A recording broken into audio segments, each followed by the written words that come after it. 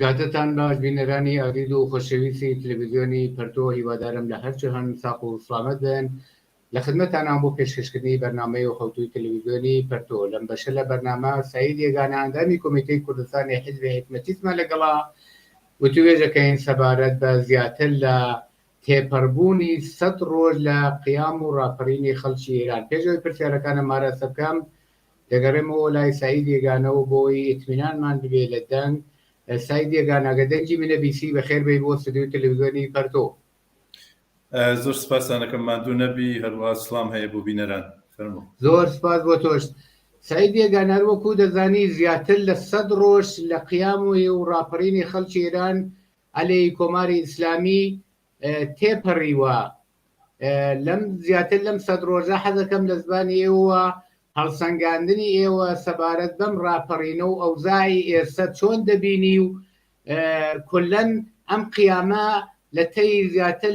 لەم 100 ڕۆژە چەندێ بە هەدەف و ئامانجێکە بوویەتی نزیک بووەتەوە. بەڵێ پێشت سڵام هەیە بۆ بینەران و هەروە تەستیە تێژم بە ئەو خانەوادەی کە بەرحەڵ کەسوکایان دەستا لەم ئینقلابە لەم مبارزە. طبعا هەروە کە توش ئشارەت پێ کرد فرەتە لە 100 ڕۆژ ئەلان ئەم تەحەوڵە ئینقلابیە جاریە ئەدامەی هەست لە ئێران و لە شارەکان کوردستانە. بەڕاستی دنیا حەیرەت زەدەست لەم تەحەوڵە ئینقلابیە کە لە ئێرانە بەرپا بووگەوە تایسە ئەدامەی هەست و ئەفکار عمومی دنیا نەتەنیا لە ئێرانە بەڵکو لە دنیا بەخۆی جەلب کردگە و طبعا على رغم فرازونشی بێ کە لەم ماوەی انقلابە ئێمە شاهدی بووگین منتها پویا و زندە و على رغم سەرکوبگەری و وەحشیگەری دەوڵەت جمهوری ئیسلامی و نیروگەل سەرکوب، بەڵام ئەم مبارزە ئەم قیامە و ئەم تەحەوڵە ئینقلابی ئەدامەی هەست. طبعا ئێمە ئەزانین بالاخره ئێمە تەک ڕژیمی بە شدت سەرکوبگەرە ڕوبەڕووین و فرەتر لە 33 ساڵ فرەتر لە ئیمکانات لە بوجە لە سەروەت ئەو جەمعەیە سەرف نیروگەر سەرکوب بەسیج پاسدار نەتەنیا لە ئێرانە بەڵکو لە دەرەوەی ئێرانیشە کردووە و خۆتی جمهوری ئیسلامی طبعا دوورنمایەوە بووە کە ڕۆژێک بالاخره ئەم وەزیەتە قابل تەحەمڵی بۆ مردم وە بە ئیسلاح مردم هەڵەستنەوە دەسەکەن مبارزە دەسەکەن بە ئینقلاب و تەغییر ئەم وەزیەتە و بە نەزەر من دەورانی تاریخ سازە و عەلا ڕەغم ئەم سەرکوبگەریە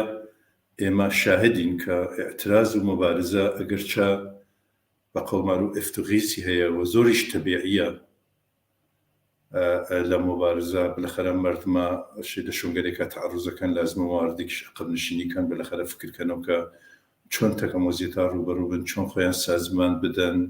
چۆن ئارایش بدەن بە خۆیان بۆ ئەدامەی مبارزە بۆی کە بتوانن بە هەدەف واقعی بخۆی بگەی. چۆن هەدەف هەروەکە بەرها باسمان کردگە بالاخره مردم ئەزمیان جەزمە و هەدەفیان لە واقعە لە شوعارەکانە لە هەموو شتێکیان لە تەزاوراتە ئێمە شایدین هەدەف سەرنگونی جمهوری ئیسلامیە و قەراریش نییە کۆتا بێن و مردم گەلێکیان نییە کۆتا بێن بە تایبەت لە 100 ڕۆژ مبارزە و ئیعترازە سەتا کەس جوانیان گیانیان لەدەستا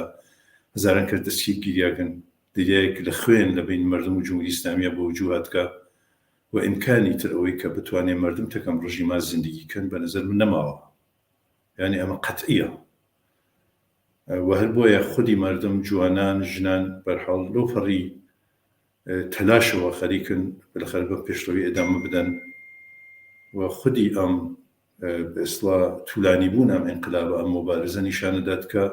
جامعە خەریکە بەرەو سەمتە ڕوێت عەلا ڕەغم ئەوانەی کە جمهوری ئیسلامی ئیجادیەکەوە تۆ تەلاشی ئەوەسە کە بالاخره بەر بەم ئینقلابە بەرم تەعەڕوزە بگرێت و هەروە کە شاهدین بە تۆر واقعی جمهوری ئیسلامی بەغیر اتفاقەکە هیچکی نەماکە، یعنی لە توول ئەم 100 ڕۆژە فرەتر لە 100 ڕۆژ بە هەموو مقدسات ئەو ڕژیمە تەعەڕوز کردیا، لە تەعەڕوز بە ڕەهبەریان مقدساتیان و هەموو شتێکیان، یعنی بە تۆر واقعی جمهوری ئیسلامی بە نەزەر من ڕژیاگە جمهوری ئیسلامی هیچی پێو نەما بەخێرس ئەوەسەکە تفەمو وحشی گەریکە بەرحاڵ خۆی بۆی ئامادە کردو خۆی بۆی سازمانداوە هەموو نێویکی متمەرکز کردە سەرەوەی کە بەلاخەرە دەنگ مردم بۆسێت بەر بەم انقلاب بگرێت بەر بەم تعرضە بگرێتوە مێحکوبیکە بەڵام ئێمە شاهدین کە همچنان که اشاره که علارم هم مفتوخیزه هم مبارزه که مکان ادامه است هم تعرضه که مکان ادامه است اگر چپراکنده اعتراضات که مکان ادامه است اعتصاب هست اعتراضات خیابانی هست و اوینین شاهدین در مراسم 40 روزه قربانیان هم انقلابه یا گیانبخت کردنی هم انقلابه چون مردم بریان برزه چون که مکان لسر او اهداف و مرامک هستیان ساقن کۆتانین و گشتمانە نیشاندا بە نظر من على رغم محدودیت سەرکوب زیندان دەستگیری ئەو جۆرە کە ئێمە شاهدین بەرحاڵ ئەو شرایطە ئینقلابیە ئەو فەزای ئینقلابیە وجودی هەستووە بەرحاڵ مردم بە شێوەگەر مختلف خەریکن بۆ مبارزە بۆ احتراس خۆیان لێدامادان و تەسەوەر ئەوە ناکرێت حداقل من وا بیرەکەمەوە فێم وایە زۆر کەسیش وا بیرەکاتەوە خودی ئەو مردمیش وا بیرەکەنەوە کە ئەم مبارزە ئەم خیزش انقلابی ئێدامە هەست بۆی کە بە هەدەفی نزیک بێت چەندی بە هەدەفی نزیکە بۆسەوە بە نەزەر من سەنگەرگەر زۆری فەتح کردووە مبارزە پێشتەوەیگەر زۆری کردووە هەروە کە ئیشارەم کرد تەنیا مانەیە ئەساسی کە هەست بە نەزەر من سەرکوب و تفەنگە هیچ شتێک لەم ڕژیمە نەماوە کە ئەم مردمە پێیان تعرض نەکرد بێت لە مقدساتیان لە اعتقاداتیان لە ڕابەریان بەطور واقعی حجاب یا پوشش ئیسلامی خودی مردم ئەماڵان ژنان ئێستا هینیان کردگە خستیانە حاشیەوە بینی لە فرێک لە شارەکانە مردم بێحجابە چن کارگەی بۆ کە ڕژیمی ئەعلامی کردوانەیە کە بێحجاب خدماتیان پێ نەدەن مەسەن لە بانگە خدماتیان پێ نەدەن حتا گوایە مەسەن لە فرشۆنە ئیخراجیان کرد بەدەی بێحجابی ژنان وەمانە بۆ شێوە خەریکە جمهوری ئیسلامی زەخمەکانی بەرهەمەکات بەڵام بە نەزەر من تعرضەکە ئەو نەوەسیعەکە ئەمانە ناتوانێت دەردەداڕژین دەواکاتوە من پێم وایە قەدەم بە قەدەم خەریکە ئەم ئینقلابە مبارزە بە هەدەف خۆی نزیکەوێتەوە کە سەرنگونی جمهوری ئیسلامیە منتها هێشتا موانعی زۆرە هێشتا مشکلاتی زۆرە هێشتا بە نەزەر من ئەشێ خۆیان سازمان بدەن مردم هەشتی وەسیعترشی بێتە مەیدان بۆی کە بەم تعرضە ئێدامە بدەن و ئەم ڕێگە تا ئاخر بچن ئەمە وەزیەتێکە کە بە نەزەر من تا شرایط بە شدت ئینقلابی ڕوحی بە شدت ئینقلابیە وتم على رغم ئەم فەزای سەرکوب و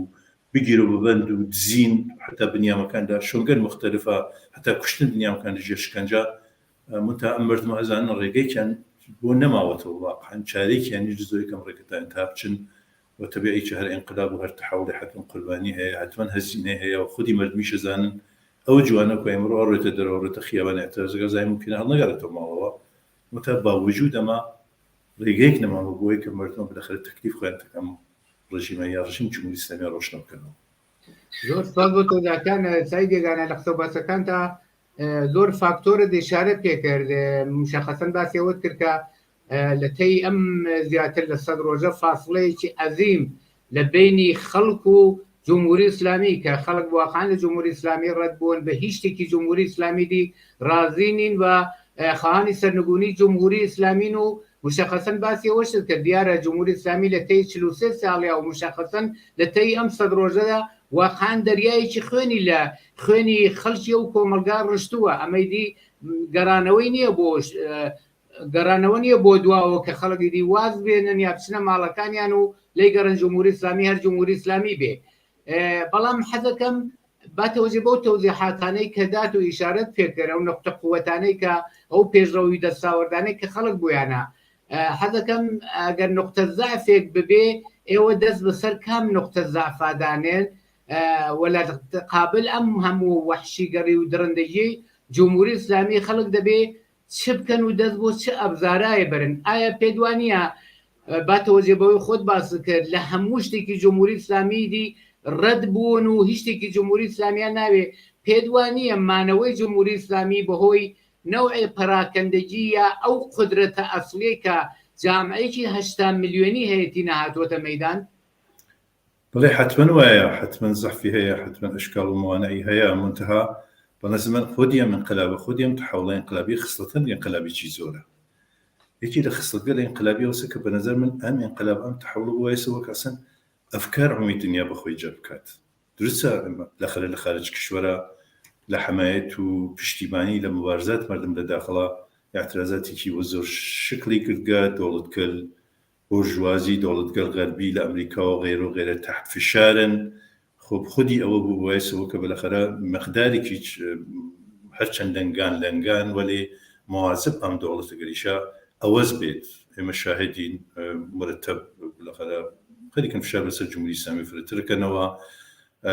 چزانم تحریمەکەن، سەران ڕژیم و حتا بەس چزانم بەستن سەفارەت و ئەم جۆرشکەلەی ئەزانم کە خودی ئەم دەوڵەتگەلە هێشتا قەتمیتیان نەکرد لە جمهوری ئیسلامیە. ئەویش بە نەزەر من ئەوزا داخلی تعیین کونندەست بۆ دەرەجە مردم پێشڕەویکەن ئەوان بالاخره مطمئنەوە کەم ڕژیمە ڕەفتەنیە و ئانا طبعا هەمە جانبە لە حمایە لە ڕژیم دەسەکێشن. نکتەی دووەمەوەسە بە نەزەر من خوداگایی و جامعە دەسەد ڕۆژە چووکە سەر نەسلێک ئینقلابی، نەسل جوانان ژنان لەناو ئەخشار مختلف کاریگەرانە، معلمانە، جوانانە، دانشگاکانە، مجموعی ئەمە هەست کە بە نەزەرم خوداگاهی وجودی هەست کە نەتەنیا عەلەی جمهوری ئیسلامی بۆ سەربوونی جمهوری ئیسلامیە بەڵکو لە مورد ئەوەی کە ئایندەی خۆیانی چۆن ڕقم بدەن، چۆن سازمان بدەن. بە نەزەر من چەند شتە نادەن. مەسەڵەن فەرزکەین شعارێک کە هەر لە ناو تظاهرات و اعتراضات بەرزن مرگ بر شمگر چشا باشه چه رهبر، خودی ما معنی هست به نظر، معنی سیاسی هست هم بو امرو هم بو بیانی روش دوای سرنگونی جمهوری اسلامی. یکی را خصت کرد انقلابی به نظر ام تحولات اوسکا به اسلام علی ستنبر جنانا علی پوشش اسلامیه جن لخد مقدم تو تماشا که تو اعتراضات امینی سایجنان دلیره سایان برزه حضور يعني حضور برين يعني وهر وقت لقصان بيشوش عشرة ممكن بالآخرة بحكم خوان بمبارزة خوان باعتراضي كرديانة عملان حجابيان بوشل كرجع سواء كلا بايقل أصلي جمهوري إسلامي كادعاء كان يملينا بزرين لحجاب نابزرين وتو تواني أنا خنا كاربويكا بالآخرة بفشار وبسركوب وبزندان وشذانم وثيقة ومجموعة أمشلانة بالآخرة أما حفظ كان ولي بنظام تعرضي جزور وسيكل عند إيران أفريقيا عند بابي حجاب برنا خيابان حجاب رعايتنا كان كل شيء إسلامي رعايتنا كان وأمريكا تستوى قلب بنظام الانقلابي أم تحول سا وبيزا وكي هم بستكي عزيمي كرنا أم مبارزة هي تتماشاكا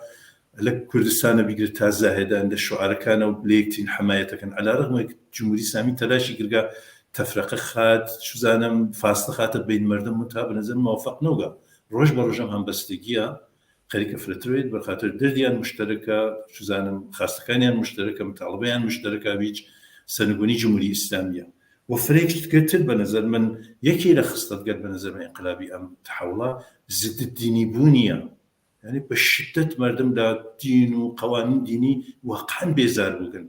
أما يكي لو خصت قد انقلابية بنظر من تنها أم تحولها أصلا خدي سنقولي جمهورية إسلامي لم بابتو بنظر من تأثيرك نتنيا محدودة شوية جغرافية أنا وكو تأثيرات بالشدة بنظر منطقية هي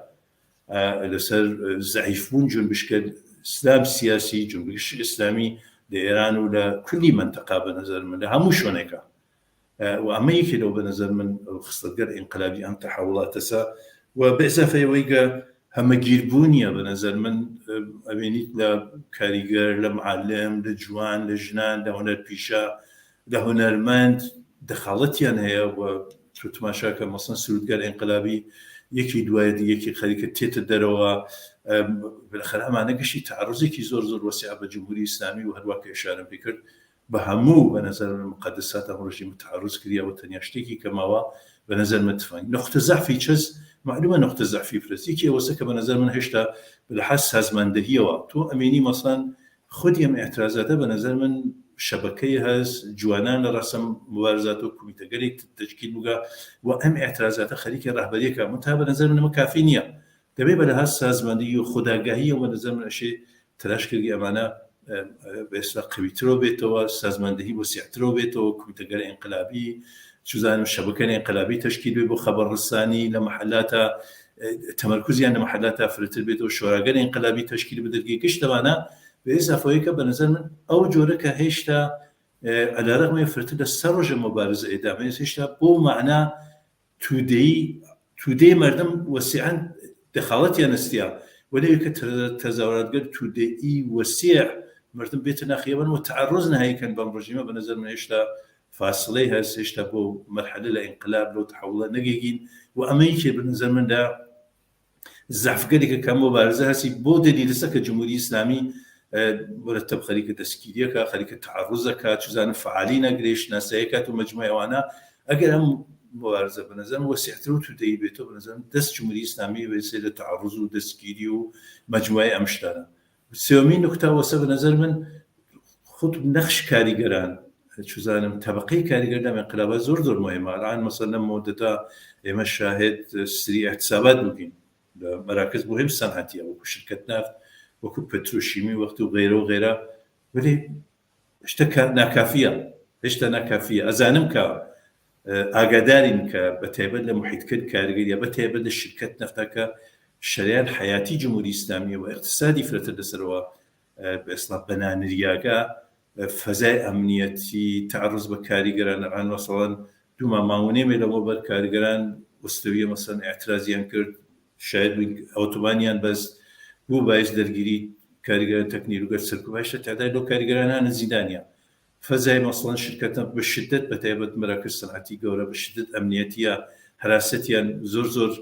بە نەزەر من وەسیع لێنە سازمانداگە بۆی کە بەربگرن بە ئاعتراز کاریگەری چونەوە نازانن کە ئەگەر وەسیعەن کاریگەران بێتە مەیدان لە حەمایەت لە مبارزات و ئاعترازات مردم لە ئینقلابە بە نەزەر من تەکلیف جمهوری ئیسلامی سەریع ڕۆژ نەبێتەوە. هەر بۆ دوایی لە جمهوری ئیسلامی تەلاش کات بەرحەڵە فەزای ئەمنیەتی لێنە شدید کاتەوە ئیجازە نەدات کە کاریگەران ئەمانە بە نەزەر من موانعێکە وجودی هەست کە بۆ پێشتەوی ئەم ئینقلابە بۆ تودەییکردن ئەم ئینقلابە بۆ تعرضێکی وەسیعتر بە جمهوری ئیسلامی ئەمانە زەفکەرێکە متعا لە این حاڵە بە نەزەر من هەروەکە ئشارەم کرد نقطە قووەتەگەری زۆر گەورەی هەست ئەم ئینقلابە متحولەکە ئەگەر ئەمانە گۆستەرش پێیاکە قەوی بێت سازماندەیی و غیرە و غیرە بە نەزەر من توان تعرض نهایی پێیاکەن لە جمهوری ئیسلامی. متى يكشف روشنا بأم جملة متواكم بنظر من على رغم أم فراز من الشيء قال على رغم أم مشكلات عند كردستان سواء كان حتى ورودي شاركان كنترول حتى كيف جنان مثلا كنترول حتى الموتورنا وماشين كنترول كان زانن شياتيا شينياتيا بشدة جمهوري إسلامي بنظر من ترسيا قدم لم تحول نتيجة أم كشتار وتعرض وتسكيلية بنظر من دليلي أمسا وتصور مني جمهوري إسلامي دوام بي ولي أم زفكرك هذا بنظر بمراتب أم تحول بريتبرو حتى ما زفكري شعور تحاشي وتعرض قد وسع تسفيكات. زور سپاس سيدي قانا يقدر وقت ما وحدا كم برسالة تربكم ديارة أم ثاني كتو توزيع دا أجا خلق واقعنا وتعرضي خوان دس بينا كان قد عندش منك كتعرضي خوي دس بيكا بلام لهموي أم توزيعات وململاني ومبارزة هذا كم بزان بو برزدانوي سياستي إعدام والتسجيري لان جمهوري إسلامي خلق دبيت شيء بكرو شيء لدستوري خوانا دابرين يقدر خذيات الوقت ما ما وفرمو زمان رجعت تانية تعرضها أولا هزاران نفر تسكير كيا من زمان خانواده قال دبيت صيان دربيت أزام جمهوري إسلامي تهديد كات ك حختانية شزانو علني بكنو رساني بكنو ما أنا والله هر شيء فرصة وعتر بنزم خانواده قال كسيان جيريا مناليان جيريا دبي علني بكنو تو تماشا قال أنا إيش نزيك 20000 نفر دسكير كيا وكم 20000 نفر زبدة بحج كانت 9000 نفر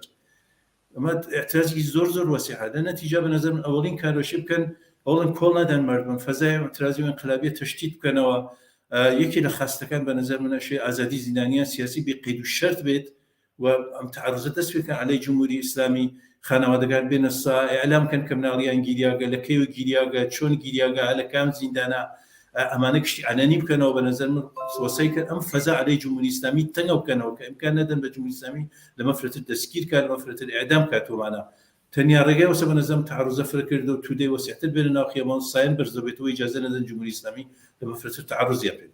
زور سپاس پرسیار زور ام باسا اهمیتی شی هذا بلا متاسفانه وقت مانی ودارم لبرنامجانی داتو ورتر بین سرم وضعیتی که لکومگای ایران هدو بزیر زور سپاس بو بشداری لبرنامه رو تلویزیونی پرتو دا سپاس انا كمان زور سپاس بینرانی عزیز و خوشویز بم زوراتی نکوتایم بشه لبرنامه رو تلویزیونی پرتو دعوت کم بینری برنامجانی تلویزیونی پرتو بن کاتوسات